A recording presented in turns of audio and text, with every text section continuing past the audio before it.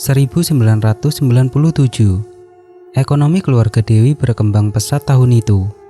Maklum, bapaknya Pak Dullah kala itu menjadi kepala desa di wilayah yang terbilang subur. Meskipun belum digaji seperti sekarang, tapi pendapatan Pak Dullah bisa dibilang lebih dari cukup. Kondisi ini membuat kehidupan Dewi berangsur berubah. Setelah bertahun-tahun sampai duduk di bangku SMA, hanya bisa numpang tinggal di rumah neneknya. Keluarga Dewi tiba-tiba sudah siap membangun rumah besar dengan 2 lantai. Saat itu di desa belum ada warga yang punya rumah 2 lantai. Sampai suatu sore Dewi yang biasa mengaji di Langgar dijemput salah satu temannya yang bernama Iva. "Tumben Fah jemput, biasanya juga nunggu di pertigaan," kata Dewi yang baru saja keluar dari kamar mandi. Iya Wi, sekalian mau lihat rumah baru, besar ya rumahnya," sahut Iva. Dewi hanya bisa tersenyum sambil masuk ke dalam kamar. Sambil menunggu Dewi, Iva melihat-lihat rumah yang masih setengah jadi itu. Mulai kamar-kamar yang ada di lantai 1, Iva juga menengok lantai 2 yang baru saja diberi adonan semen cor yang tampak masih basah. "Ayo Fah, aku udah siap," kata Dewi mengagetkan Iva yang baru turun dari lantai 2. Mereka lalu bergegas berlari menuju Langgar. Kurang beberapa menit lagi pengajian sore dimulai. Tak ada apapun yang aneh hari itu. Semuanya berjalan dengan lancar sampai keesokan harinya. Dewi bersiap berangkat ke sekolah. Entah kenapa selepas sarapan, ada perasaan tidak enak yang dirasakannya. Dewi mencoba memikirkan apa yang kira-kira membuat perasaannya tidak enak. Tapi, berkali-kali dipikirkan, Dewi justru bingung sendiri. Dia pun akhirnya memilih tetap berangkat ke sekolah. Sebelum berangkat, Dewi sempat berpapasan dengan 4 orang tukang yang akan membangun lantai 2. 3 diantaranya Dewi kenal, karena memang teman sepantarannya yang seharusnya masih sekolah. Tapi karena tak punya biaya, mereka memilih menjadi tukang bangunan. Sepulang sekolah, Dewi mampir di warung es campur yang berada tak jauh dari balai desa. Saat sedang menikmati sendokan es, dia melihat mobil pick-up milik bapaknya berjalan ngebut di depannya. Dewi bingung, karena tak biasanya bapaknya mengemudi secepat itu. Dewi pun buru-buru menghabiskan es campurnya, lalu berlari ke rumahnya. Dari pinggir jalan, dia melihat ada orang-orang berkerumun di depan rumahnya. Dewi mempercepat larinya, ingin melihat apa yang terjadi. Di dalam rumah, beberapa tukang terlihat berdiri mengelilingi ibu dan pamannya. "Ada apa ini Bu? Kok ramai orang seperti ini?" Dewi tak sabar menanyai ibunya. Tangan ibu Dewi memberikan isyarat agar Dewi diam dulu. Ridwan, salah satu teman Dewi yang juga menjadi tukang, lalu menariknya menjauhi ibunya. "Mas Eko jatuh tadi dari lantai 2, tangan sama kakinya patah." "Kok bisa Wan? Biasanya Mas Eko kan paling hati-hati," sahut Dewi. Ridwan bercerita jika sebelum jatuh, Eko sedang meratakan adonan semen di lantai 2. Jaraknya padahal cukup jauh dari tangga dan pinggiran lantai. Lalu entah bagaimana ceritanya, tiba-tiba Mas Eko berteriak. Tak lama kemudian ada bunyi benda jatuh dibarengi dengan suara jeritan tertahan. Para tukang yang saat itu jaraknya cukup jauh langsung berlarian mencari sumber suara. Ternyata Mas Eko sudah berada di lantai bawah dengan kondisi tangan yang tertindih punggungnya sendiri. Setelah jatuh, Mas Eko pingsan. "Untung bapakmu belum ke balai desa, jadi langsung dibawa tadi. Kita juga heran kok bisa jatuh," jelas Ridwan. Dewi mengangguk sambil membayangkan ngeri. Posisi lantai 2 ada sekitar 6 meter dari lantai 1. Dengan posisi tidak siap, pasti membuat orang yang jatuh bisa patah tulang. Akhirnya siang itu pembangunan lantai 2 dihentikan sementara. Pak Dullah meminta tukang libur dulu selama 2 hari. Eko harus dibawa ke rumah sakit di kota karena patah tulangnya cukup parah. Saat siuman, Eko sempat membisiki Pak Dullah jika dia tak jatuh sendiri. ada sosok yang menyeretnya sampai jatuh ke lantai 1. Eko hanya melihat sosok yang menariknya memiliki rambut yang panjang. Kejadiannya juga begitu cepat. Sebelum pingsan, Eko sempat melihat sosok itu di lantai 2. Kejadian itu membuat Dewi sekeluarga merasa ada sesuatu yang tak beres. Padahal, sebelum tingkat kedua rumah dibangun, keluarganya sempat mengadakan pengajian bersama para tetangga. Malam hari setelah jatuhnya Eko, Dewi memilih tidur di dekat tangga.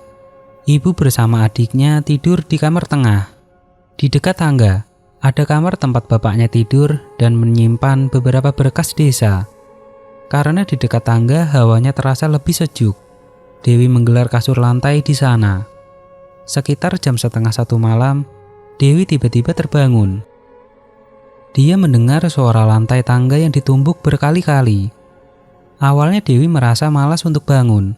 Ditariknya lagi selimut, karena semakin malam udara terasa lebih dingin.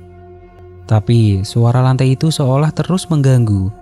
Dewi akhirnya benar-benar sadar dari tidurnya.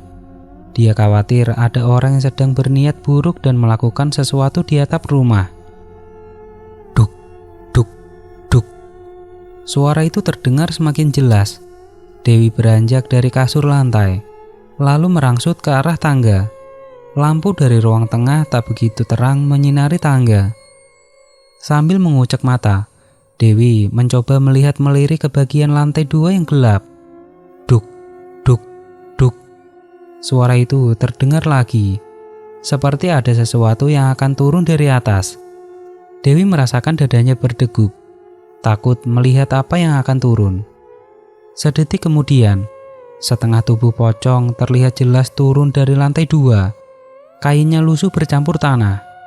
Dewi langsung berlari ke arah kamar Pak Dullah. Dilihatnya bapaknya tidur tertutup selimut. Dewi memeluk bapaknya dan membenamkan wajahnya ke dalam selimut. Tubuh Dewi gemetar. Selama ini, belum pernah dilihatnya makhluk halus secara langsung. Kepalanya masih mengingat jelas wujud setengah badan pocong yang tadi ada di atas tangga. Tiba-tiba Dewi mencium bau busuk di depannya, seolah keluar dari tubuh bapaknya. Dewi mencoba memindahkan wajahnya. Kali ini, Dewi langsung berteriak. Ternyata bukan bapaknya yang ada di sampingnya, tapi makhluk dengan rambut panjang kasar. Wajahnya diikat ke dalam, sehingga tak tampak mana mata dan mulutnya. Dewi langsung melompat keluar dari kamar. Digedornya kamar ibunya sambil berteriak. Tapi kamar tak juga dibuka. Dengan keringat dingin yang terus mengalir, Dewi berharap bisa pingsan. Digoyang-goyangkan kenop pintu kamar tapi tidak bisa terbuka. Dewi berlari keluar rumah. Dilompatinya pagar rumah. Begitu turun, Dewi langsung ditangkap Pak Dullah. "Ada apa, Dek? Kok sampai lompat pagar?" Pak Dullah bertanya kaget. Dewi melihat ada ibunya di samping bapaknya, sambil menggendong adiknya yang tertidur. "Bapak dari mana?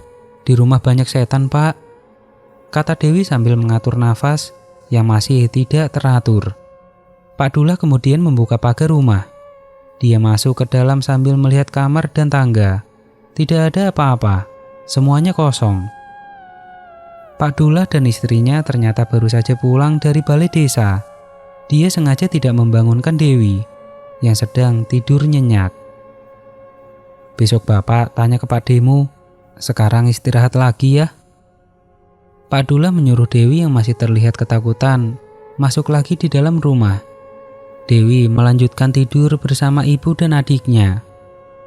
Esoknya beberapa tukang yang akan melanjutkan pembangunan datang lagi ke rumah Dewi. Belum juga bekerja, para tukang sudah ribut karena alat mereka hilang. Pak Dullah sampai ikut-ikut mencari karena tak mau pekerjaan di rumahnya kembali tertunda. Padahal mulai Eko jatuh gak ada yang naik ke atas ini, kok bisa hilang ya? Kata Pak Dullah ke salah satu tukang. Akhirnya terpaksa Pak Dullah pergi ke toko bangunan, membeli beberapa peralatan, mengganti alat-alat milik tukang yang hilang.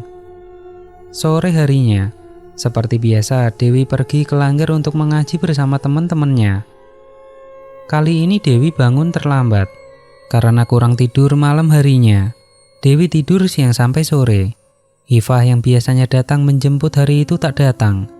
Dewi berlari sambil memegang mukena kelanggar. Dia memilih jalur melewati pemakaman umum agar bisa sampai lebih cepat. Padahal biasanya meskipun jalan beramai-ramai, Dewi enggan melewati jalur ini. Ketika melewati pemakaman, langit sudah mulai meredup. Tapi masih cukup terang untuk menerangi jalanan. Ketika memasuki area pemakaman, Dewi melihat ada seorang wanita yang berdiri di dekat salah satu makam. Dewi ragu untuk lewat, tapi jarak kelanggar terlalu jauh kalau harus berputar. Dewi mempercepat langkahnya. Dilewatinya wanita yang menunduk dengan posisi tangan seperti meninang bayi. Jantung Dewi berdegup, persis seperti semalam ketika bertemu dengan pocong di rumahnya. Dewi menatap lurus depan. Begitu melewati wanita itu, langkahnya terasa semakin berat. Dewi berusaha berlari, melepaskan diri dari situasi itu. Tapi semakin dicoba, tubuhnya seperti tersedot ke belakang. Dewi lalu merasa ada jari-jari yang menyentuh pundaknya. Spontan, Dewi mengucapkan istighfar sambil menjerit. Dia bisa berlari menjauh. Saat sebelum keluar dari pemakaman, Dewi menoleh ke belakang. Dilihatnya wanita tadi melambai-lambaikan tangan sambil menduduki nisan. Dewi tak menggubris dan segera berlari ke langgar. Malam itu, pikiran Dewi semakin tak karuan. Dia merasa bingung dengan gangguan yang terus muncul. Selepas isya, Dewi pulang ke rumah setelah mengaji dari langgar. Kali ini dia memilih pulang bersama-sama dengan teman-temannya agar tak lagi mendapat gangguan. Sesampainya di rumah, Dewi melihat ada Pak D Dayat, kakak dari ayahnya yang sudah duduk di dalam ruang tamu. Ibu Dewi duduk di samping bapaknya dengan wajah lesu. Dewi pun langsung bergabung bersama mereka. Ternyata Ibu Dewi baru mengalami kejadian aneh.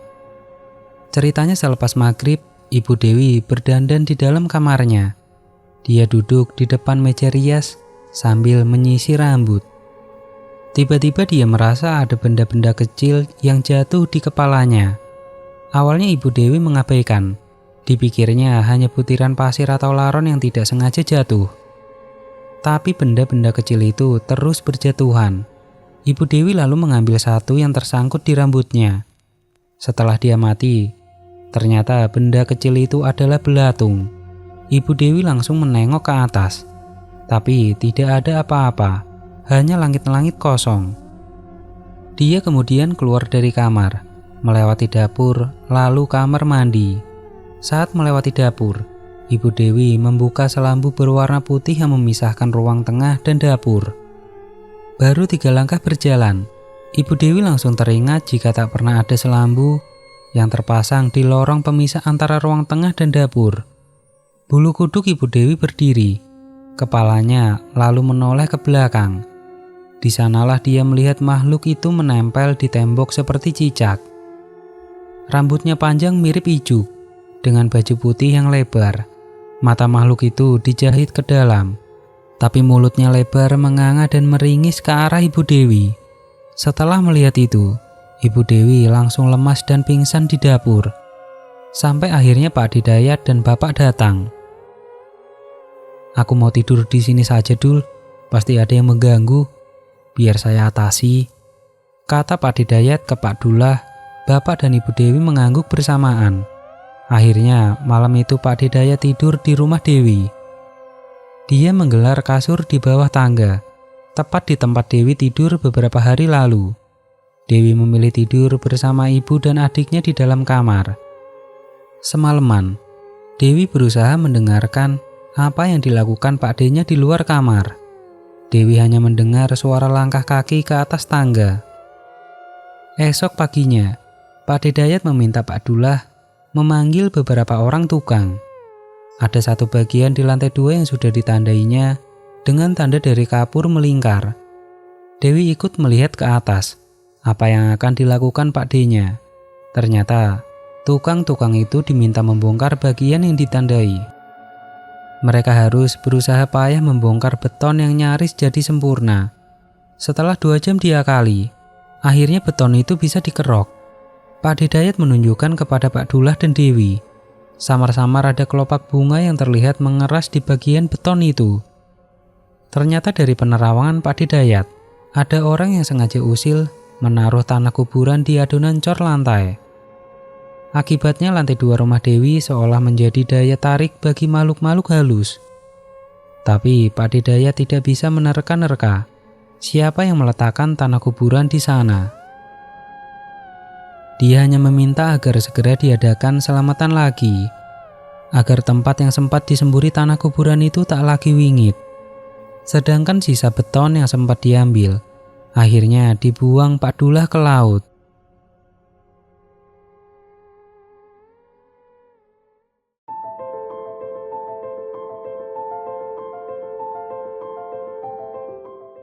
Oke teman-teman, ceritanya selesai sampai di sini. Bagaimana menurut kalian? Tuliskan di kolom komentar. Dan nantikan kisah-kisah horor selanjutnya tetap di channel Kisah The Demit.